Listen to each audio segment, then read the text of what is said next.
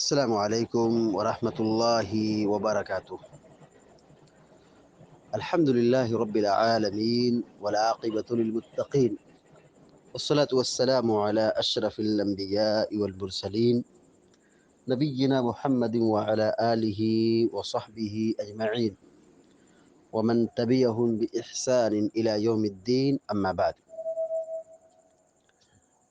فعن سلمة رضی اللہ تعالی عنها قالت صلى رسول الله صلى الله عليه وسلم على العصر ثم دخل بيتي فصلى ركعتين فسألته فقال شغلت عن ركعتين بعد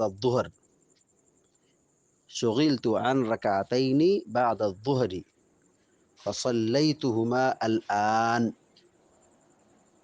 قلت أفنقضيهما إذا فاتتا قال لا أخرجه أحمد ولأبي داود عن عائشة رضی اللہ تعالی عنها بمعناه۔ بلوغ المرام من ادلت الاحکام کی حدیث نمبر 143 ابھی آپ کے سامنے پڑھی گئی ہے، اور یہ حدیث باب کی آخری روایت ہے۔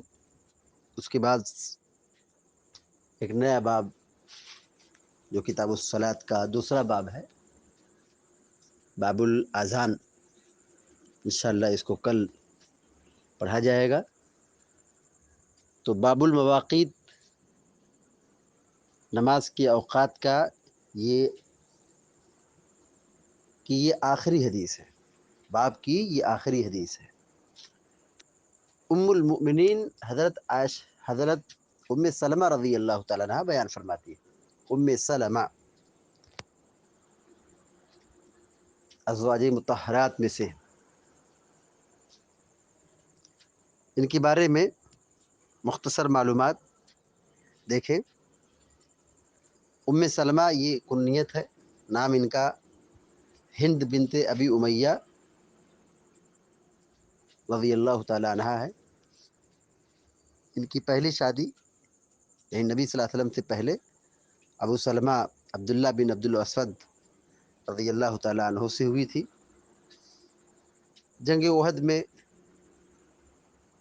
ان کا انتقال ہو گیا، ابو سلمہ رضی اللہ تعالی عنہ کا، اصل میں زخم لگا، اور پھر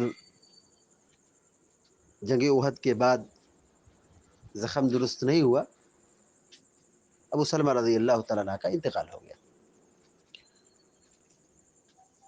ان کی وفات کے بعد اللہ کے نبی صلی اللہ علیہ وسلم نے سن 4 ہجری میں ام سلمہ رضی اللہ تعالی عنہ سے شادی کی، اور یہ ازواج مطہرات میں شامل ہو گئی۔ ام سلمہ رضی اللہ تعالی عنہ بڑی ذہین خاتون تھی۔ صلح حدیبیہ کے سال میں اللہ کے نبی صلی اللہ علیہ وسلم نے صحابہ کرام کو ایک حکم دیا کہ احرام کھول دیں، بال بنا لیں، قربانی کر لیں اور مدینہ واپس ہو جائیں۔ آپ صلی اللہ علیہ وسلم کی کوئی بات سننے کے لیے، عمل کرنے کے لیے تیار نہیں تھا، یعنی وہ لوگ چاہتے تھے کہ یہ حکم بدل دیا جائے اور ہم مکہ جائیں۔ آپ نے دیکھا کہ کوئی عمل نہیں کیا تو آپ ناراض ہو گئے اور گھر میں داخل ہوئے۔ ام سلمہ رضی اللہ تعالی عنہ نے چہرہ دیکھ کر کے پہچان لیا کہ آپ کو تکلیف پہنچی ہے۔ اللہ کے نبی صلی اللہ علیہ وسلم سے یہ ام سلمہ رضی اللہ تعالی عنہ کہتی ہے کہ آپ سیدھے جائیے اور عمل کیجئے، آپ بال بنا لیجئے، قربانی کر لیجئے، احرام کھول دیجئے، پھر دیکھیے سب لوگ ایسے ہی عمل کریں گے۔ تو آپ نے اسی طرح عمل کیا۔ آپ کے عمل کے بعد سارے لوگوں نے آپ کے عمل کے مطابق کام شروع کر دیا۔ تو بہت ہی ذہین اور علم والی خاتون تھی ام سلمہ رضی اللہ تعالیٰ عنہ۔ سن 59 ہجری یا سن 63 ہجری میں آپ کی مدینہ میں وفات ہوئی۔ اس وقت آپ کی عمر 84 برس تھی۔ بقیع نامی قبرستان میں آپ کو دفن کیا گیا۔ یہاں جو روایت پڑھی گئی ہے ان ام سلمہ رضی اللہ تعالی عنہا قالت، حضرت ام سلمہ رضی اللہ تعالی عنہا روایت بیان کرتی ہیں، صلی رسول اللہ صلی اللہ علیہ وسلم العصر، وہ کہتی ہیں کہ اللہ کے رسول صلی اللہ علیہ وسلم نے عصر کی نماز پڑھی، مطلب عصر کی نماز پڑھائی. صلی، نماز پڑھنا اور پڑھانا دونوں معنی ہوتا ہے. صلی رسول اللہ صلی اللہ علیہ وسلم العصر، کہ اللہ کے رسول صلی اللہ علیہ وسلم نے عصر کی نماز پڑھائی. ثم دخل بیتی، پھر آپ میرے گھر میں داخل ہوئے. ثم مانے پھر، دخل مانے داخل ہوئے، بیتی مانے میرا گھر، بیت مانے گھر، بیتی میرا گھر. ثم دخل بیتی، پھر آپ میرے گھر میں داخل ہوئے. یعنی عصر کی نماز کے بعد اللہ کے نبی صلی اللہ علیہ وسلم ام سلمہ رضی اللہ تعالیٰ عنہ کے یہاں تشریف لائے.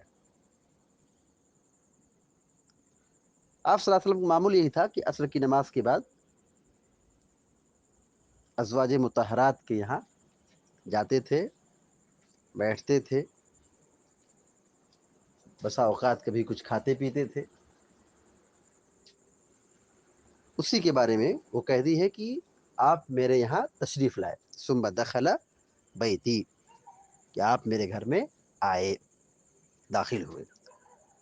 فصلی رکعتین، تو عادت کے مطابق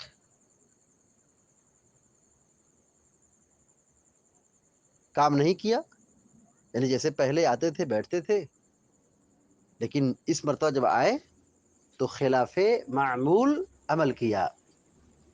فصلی رکعتین، آپ نے 2 رکعت نماز پڑھی. فصلی، آپ نے پڑھی، نماز پڑھی، رکعتین 2 رکعت. فصلی رکعتین، آپ نے 2 رکعت نماز پڑھی. تو یہ 2 رکعت نماز پڑھی، یہ معمول کے خلاف تھا. اور آپ نے منع بھی کیا ہے کہ عصر کے بعد نماز مت پڑھو،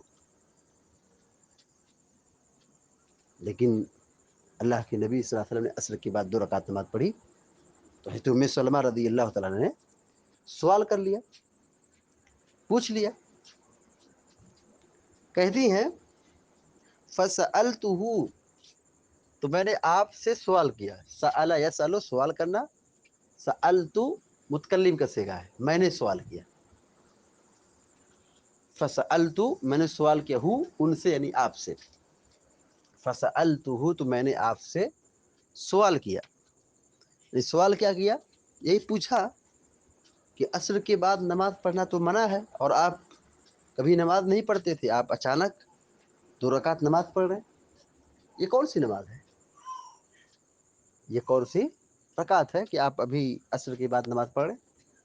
ابھی نماز تو پڑھ کے آپ آئے، تو عصر کے بعد یہ کون سی 2 رکعت ہے؟ مقصد یہ تھا کہ اگر کوئی ایسی نئی تعلیم آئی ہے تو ہم بھی عمل کریں. یہ صحابہ کرام کا جذبہ تھا، یہ صحابہ کرام کا جذبہ تھا، ازواج مطہرات کا جذبہ تھا کہ سوال کرنے کا مقصد یہ نہیں تھا کیچڑ نکالنا، کیچڑ نکالنا، نقطہ چینی کرنا. مقصد یہ ہوتا تھا کہ ہم اس کو جان سکیں، سیکھیں، سمجھیں اور اس پر عمل کریں. اور آج کے یہاں ماحول میں لوگ کیڑے نکالتے ہیں، نقطہ چینی کرتے ہیں، اعتراض کرتے ہیں. لیکن جو یہ سوال کیا تو سوال کا مقصد سیکھنا، جاننا، سمجھنا اور اس پر عمل کرنا تھا.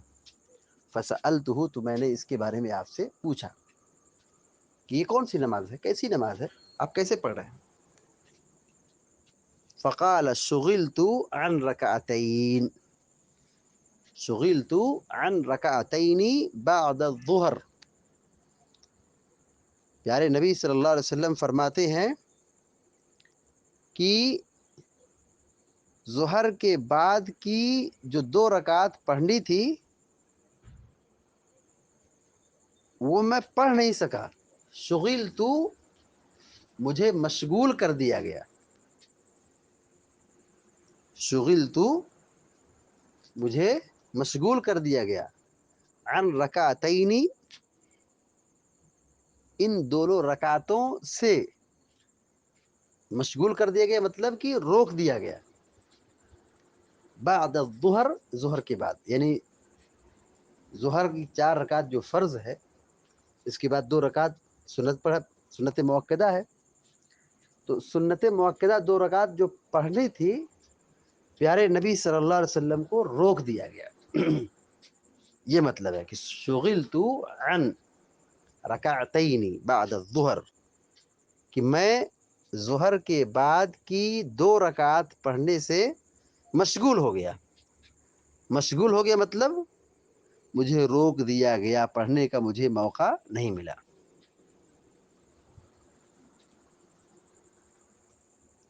ہوا کیا تھا کہ اللہ کے نبی صلی اللہ علیہ وسلم کے پاس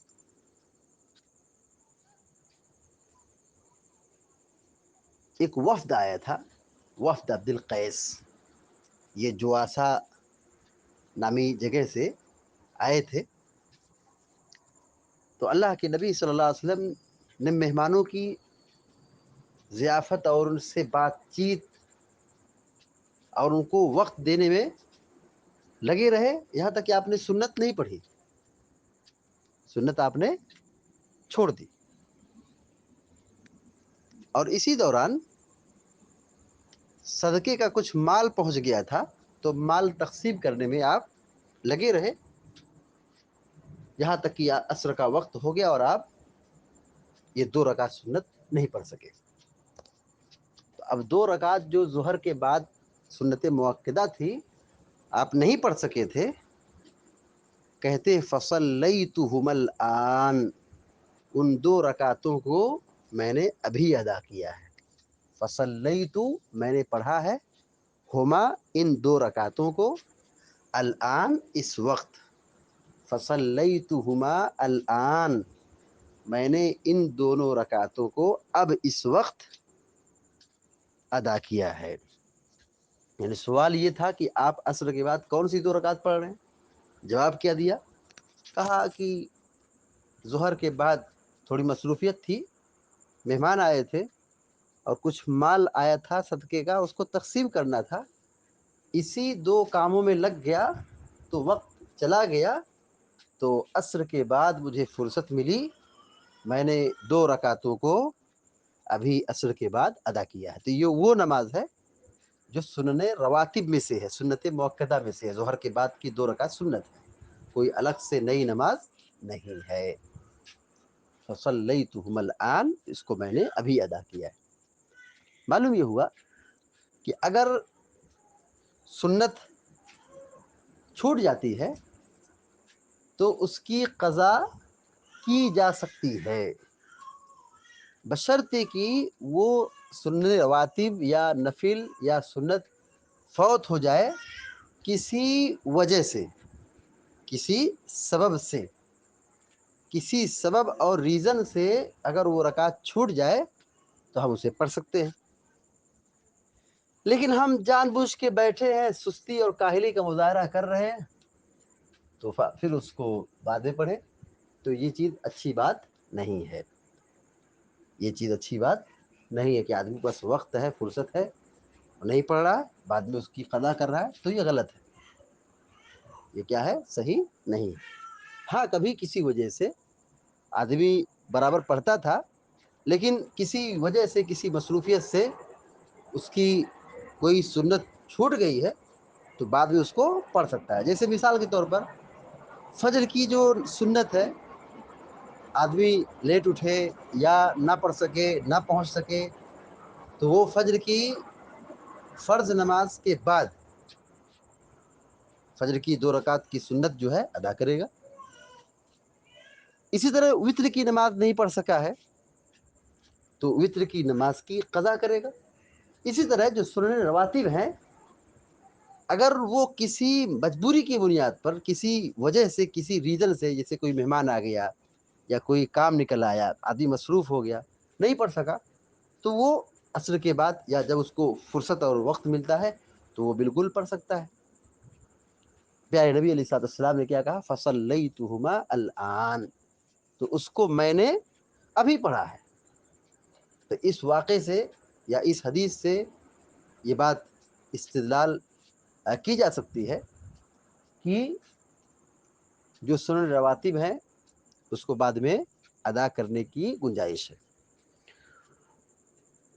اس کے بعد جو کلمہ ہے روایت میں دیکھیے، قلت افنقضیہما اذا فاتتا، حضرت ام سلمہ رضی اللہ تعالیٰ عنہ کہتی ہیں قلت، میں نے کہا، افنقضیہما اذا فاتتا، کیا ہم بھی ان دونوں سنتوں کو یعنی 2 رکعتوں کو ادا کریں، قضا کریں، اذا فاتتا، جب فوت ہو جائے۔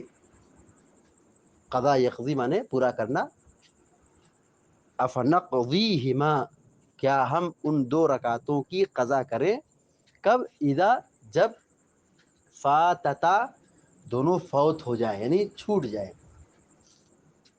افنقضیہما اذا فاتتا، کیا ہم سے 2 رکعت چھوٹ جائے تو ہم بھی قضا کریں، جیسے آپ نے بھی پڑھا ہے، قضا کیا ہے، پہلے نہیں پڑھے تھے اب پڑھ رہے، عصر کے ظہر کے وقت میں پڑھنا تھا لیکن عصر کے بعد پڑھ رہے، تو کیا ہم بھی اس طرح پڑھیں جب ہم سے کوئی چھوٹ جائے، اذا فاتتا، جب 2 رکعتیں چھوٹ جائیں؟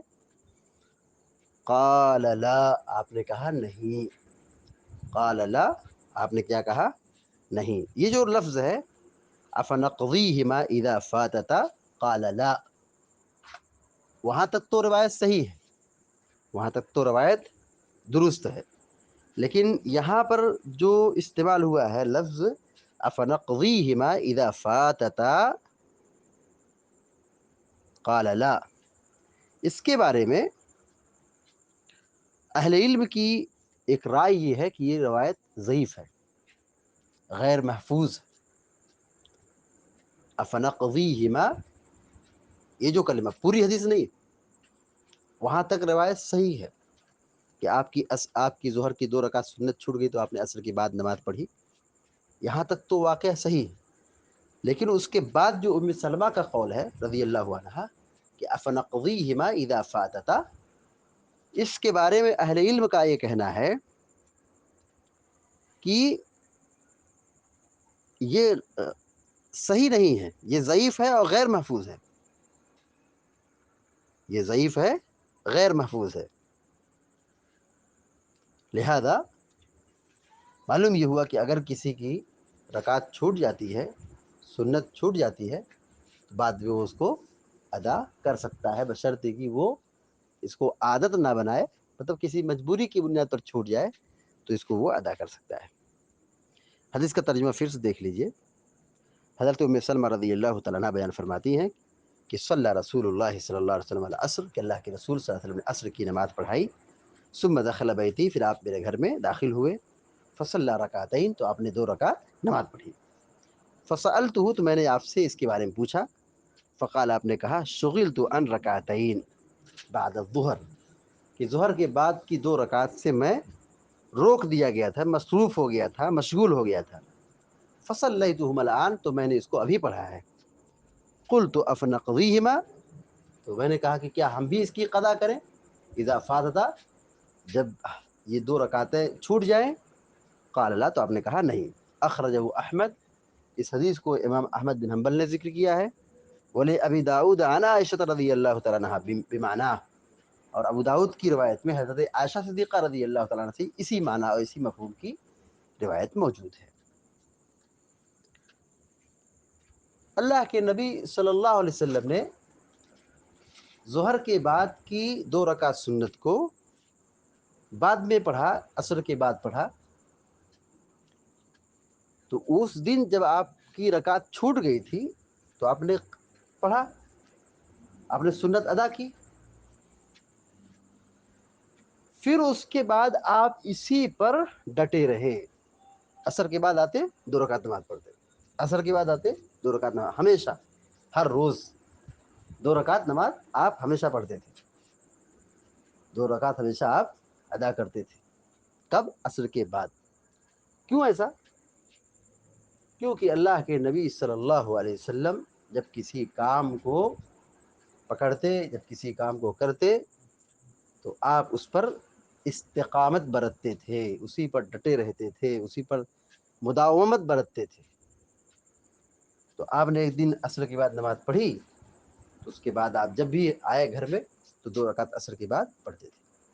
تو یہ تو نبی کے ساتھ خاص ہے کہ عصر کے بعد 2 رکعت جو آپ پڑھتے تھے ہر روز، یہ نبی علیہ الصلوۃ والسلام کے ساتھ کیا ہے؟ خاص ہے.